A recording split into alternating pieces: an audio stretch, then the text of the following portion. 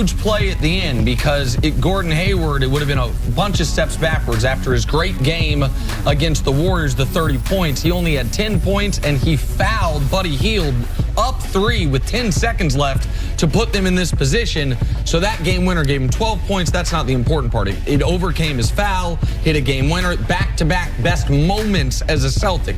The great game and then the game-winning shot. Yeah, and they ran the final set for him. He didn't have a great game, but they ran the final play, and he takes a guy off the bounce and hits a fadeaway. That shot was not defensible. So that, to me, if you look at the reaction from the bench, that's people cheering for each other. So that plane ride, now 2 wins, 1 without Kyrie, big things for the Celtics. Let's see if they can keep this momentum going through the month of March. All right, let's finish up on LeBron's accomplishment last night. Just a little recap. He passed Michael Jordan to become the 4th highest scorer in NBA history. And according to LeBron, scoring has never been his primary focus. I've always been a pass-first guy.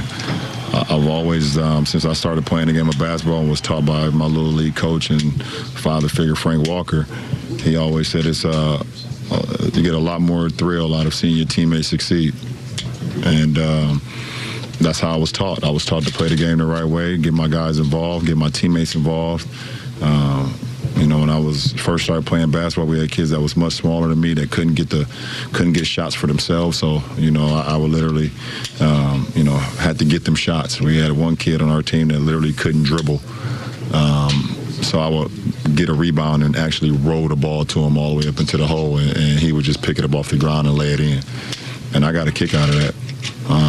So that's why it's so crazy to me right now that, you know, that's why it's so crazy to me just seeing, you know, where I'm at in the scoring of all-time greats in this game of basketball, because I've never been about scoring. Nick, LeBron has been a pass-first guy. I learned that from you. So that being said, how unlikely is an accomplishment like this, a scoring accomplishment like this for LeBron? Well, it stopped being unlikely maybe 5, 6, 7 years ago when you looked at where he was in the ranks. You looked at how healthy he had been. You're like, okay, if he just continues averaging 27 a game and he plays as long as he says he's going to play, this will happen. So it felt anticlimactic last night. We knew it was coming, and the Lakers are having a bad season, all that. But if we just go back to when LeBron was drafted and the book on him coming out of St. Vincent St. Mary and his high school stat lines, like his high school stat lines are almost identical to his NBA stat line. In high school, he averaged 27, 8, and 6. In the NBA, he's averaged 27, 7, and 7. So he's always been a guy that is pass first to much of his criticism, much of the criticism of him throughout the early part of his career, even the championship they lost to the Warriors when they were defending champs. He passes to Kyle Korver in the corner instead of going for it. When the Game 1 of the NBA Finals last year, when they're down 1, he passes to George Hill for a layup instead of going himself. Hill misses the free throw, JR has the moment. So, but it is who he's always been. It is always about making the right play rather than making the play himself. And the statistical profile, if you look at the top 10 scorers in NBA history, LeBron is now 4th in scoring C and 10th in assists. The next highest in assists of top 10 scorers is Kobe, who's 31st. Kareem, as a center, is 42nd, which is remarkable. Jordan's the next highest at 44th. So nobody has ever had this combination of prolific passing and prolific scoring. It's the most unique part of LeBron's game. Yeah, but there's no player ever, and give LeBron credit, but there's no player ever, because I understand, because LeBron was groomed that way. He also did have that skill set. But Magic Johnson is a pass-first player. All right, LeBron is the next version of Magic Johnson, where scoring was important. How many points LeBron averaged his first year? Oh, 21, yeah. Okay, yeah. How many assists? 5. And then after that, it was lights out. I think he went to 27, 28 his second year. After that, like... And it's been there throughout. So for a person who couldn't score, his first introduction into the NBA, we see these guys struggling now. 9 points a game, 8 points a game. LeBron's first time, no college, 20 points a game. So LeBron has always been a scorer, all right? But he never let that become like his #1 gift. He never said, I want to be Kevin Durant. I want to be Steph Curry. Because of the Magic Johnson, because of the influence of how he was raised to play the game, he stayed true to that. But for us to think that he was never a great, he's always been a prolific scorer of the basketball. He's just unselfish like no other great player that we've seen, and has a skill set that would lead to him being unselfish. Nick, of all the things LeBron James has done, his resume reads like, where does this rank among his accomplishments? For him, like, listen, in my eyes, I wouldn't put it in the top 5, like, because he's going to pass Kobe, he's going to pass Karl Malone. If he plays his full Lakers contract and doesn't have another significant injury, he'll pass Kareem. Like, passing Michael Jordan isn't a record; it's a place on a list. So, in my eyes, it's not bigger than the MVPs. It's not bigger than the championships. It's not bigger than the almost career-saving game in Boston, down 3-2 after the Mavericks disaster. But you listen to LeBron. LeBron will tell you this is his most important individual accomplishment to date. Because of what Michael Jordan meant to him, because of what Michael Jordan meant to an entire generation of basketball players, because LeBron has said it, man, that was God to me. Like that was, or Iverson called him God, pardon me. Like Jesus. There, thank you. And so LeBron called him his idol repeatedly. Like to have a guy that you idolized and emulated, and now you're above him in what was his single best basketball trait, because no one would say Jordan was pass first. Everyone considers Jordan either the greatest or the second greatest scorer in the history of basketball. Score or winning. What? Score or winning, yeah, like a champion. Those are the things. Absolutely. And so, like, to be able to pass him on that list, LeBron went on and on and on yesterday talking about what this meant to him, how he wore the shorts trying to grow up, trying to look like Jordan, wore his socks, trying to be like Jordan. Wore the number. Everything. And so this is the guy he was, even though everyone has said he's magic, the guy he was trying to be, at least as a kid, was Michael, which is why you saw the emotion yesterday. Why for him, he says it's second only to the Cleveland championship. Do you agree, CC, that this was not his biggest accomplishment, his most impressive accomplishment? No, absolutely not. Absolutely not. Because if he doesn't have a championship, we don't have the type of celebration. If he don't have them 3 championships, if he didn't have them 2 in Miami, if he didn't have all that before he got to Michael Jordan, we would be discrediting LeBron. We'd be talking, oh, man, he's just George Gervin. Oh, he's just a scoring machine. Oh, that's all we would be talking about. I'm glad he's a champion on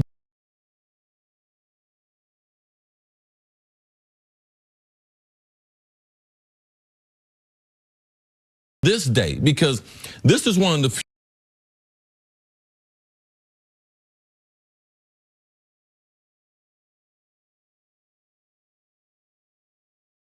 few days that LeBron, he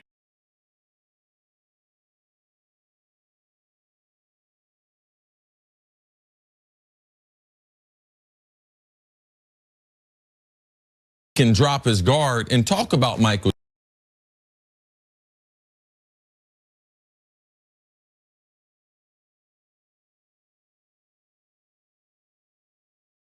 Jordan, because the conversation is always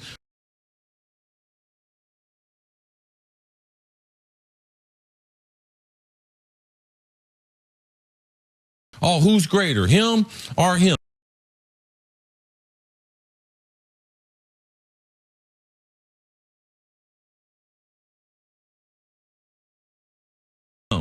In his mind,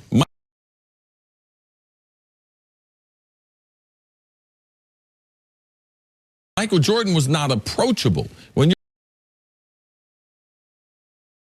you're growing up, now I traveled with Mike.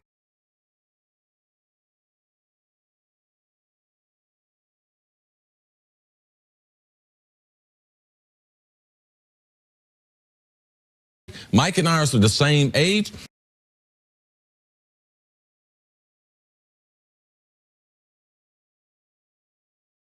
I understand what LeBron's saying. I've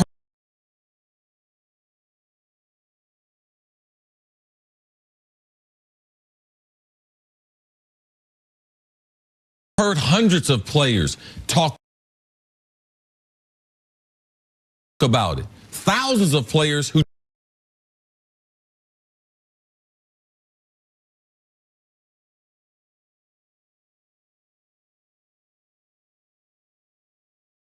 tried to emulate it, but there's only one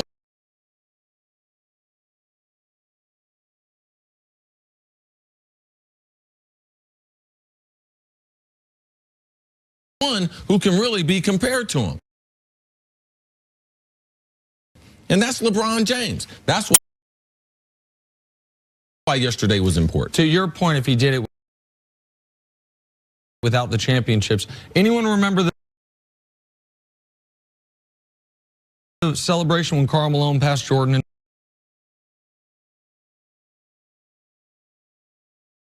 in scoring? Nope. No. And it was he did it when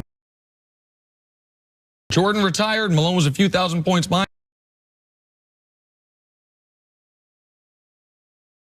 him. A couple years later, Malone still chugging along, playing well, and it's okay. And I bet a lot of people this morning,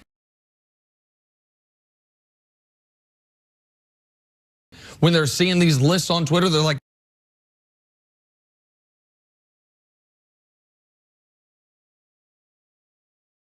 wait, Karl Malone is the second leading scorer in NBA history?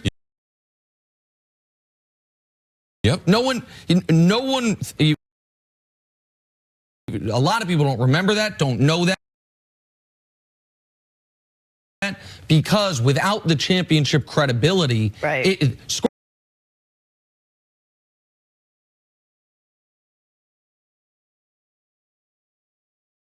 Scoring that many points is almost used against you. Like, you were that good for that long, you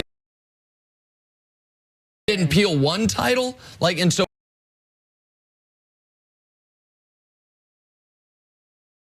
And fair or not, like, that is a thing. So right. Kobe's moment was an unbelievable moment when Kobe passed Jordan. That team won 21 games that year. I think they were 7-16.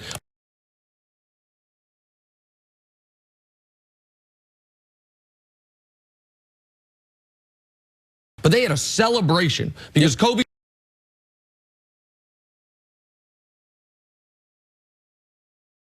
was a minted champion. Yeah, 5-time. Right, a minted champion who truly idolized Jordan and was had the same skill set, same style of play for sure. Like crazy when Kareem passed Michael Jordan. That was, I do remember that one. It was a joke. Coming up, we got to take a break. Why is one former? I got people texting me like,